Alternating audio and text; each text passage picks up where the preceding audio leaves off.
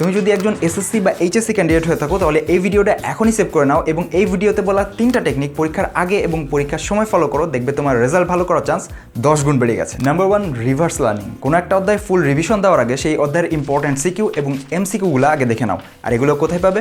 Test পেপারের suggestion অংশে। তারপর তুমি ওই অধ্যায়টা পুরা দেখো, এতে করে ওই অধ্যায়ের ইম্পর্টেন্ট সিকিউ এবং এমসিকিউগুলো তোমার আগে থেকেই মাথার মধ্যে চলে আসবে এবং তোমার অধ্যায়টা রিভিশন দিতে অনেক সুবিধা হবে। Number 2, time management. কিছু কিছু সাবজেক্ট আছে যেগুলোতে অনেক বেশি লেখা থাকে, যেমন বাংলা, সমাজ, এইগুলোতে একটা সিকিউ লেখার জন্য মাত্র 20 মিনিট সময় বরাদ্দ থাকে।